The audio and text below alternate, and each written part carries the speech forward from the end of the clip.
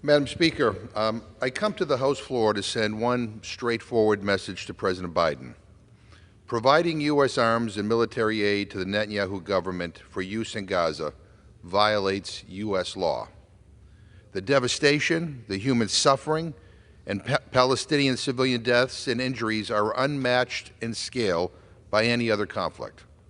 This is the conclusion reached last week by Air Wars, the British NGO that documents civilian casualties in 21st century conflicts. And before anybody rejects this detailed report, I would like to note that Air Wars is known for its exacting, thorough research. Its referrals prompted more than 70% of the Pentagon's investigations into incidents of civilian harm during the U.S.-led air campaign against the Islamic State in Iraq and Syria. This, Madam Speaker, is just the latest in a series of reports from human rights, humanitarian, and defense reports documenting the civilian harm and deprivations in Gaza. Israel, Madam Speaker, absolutely has a right to defend itself, and I support military operations to dismantle and destroy Hamas's military capabilities and other terrorist organizations operating inside Gaza that have launched vicious attacks against Israeli civilians and have badly mistreated the Palestinian population. But Israeli air and ground campaigns must abide by U.S. law and by international humanitarian law, also known as the Geneva Conventions and the laws of war.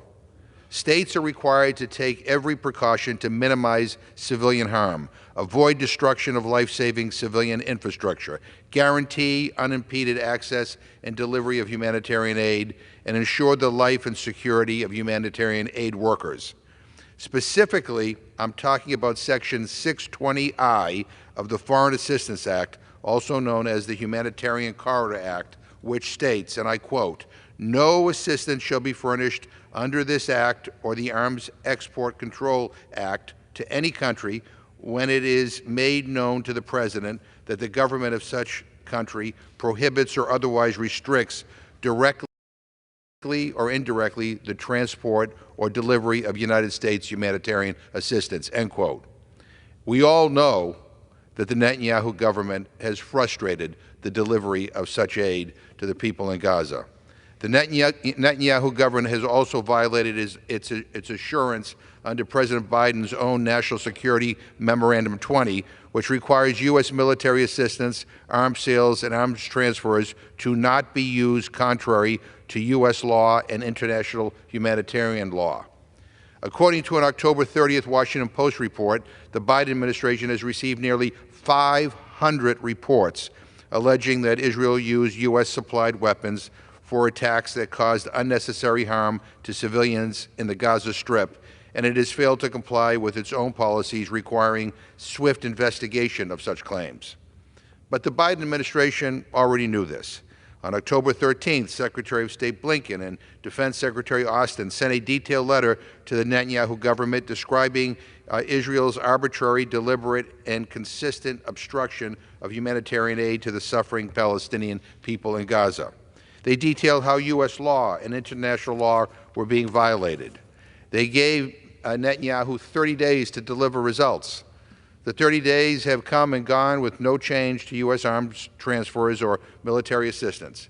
And once again, the Netanyahu government called the bluff of the Biden administration. Once again, the Netanyahu government frustrated U.S. efforts to get humanitarian aid delivered and safeguard innocent civilians. It is not too late for the U.S. to use all of its leverage, including the suspension of U.S. offensive arms transfers, to pressure the Netanyahu government to open up the humanitarian aid corridors and allow hundreds and hundreds of trucks to deliver life-saving aid. And it is not too late for the U.S. to use all its leverage to press Israel to reach a ceasefire, secure the release of all the hostages, and create a viable path for a secure and dignified future for Gaza's Palestinians, and that guarantees Israel's security. It is not too late for the Biden administration to comply with U.S. law. It is not too late for the Biden administration to stand up for America's own values and interests. And it is not too late for all of us to reinforce our commitment to human rights and peace. It is not too late, Madam Speaker. It is not too late. I ask unanimous consent to enter into the record additional materials.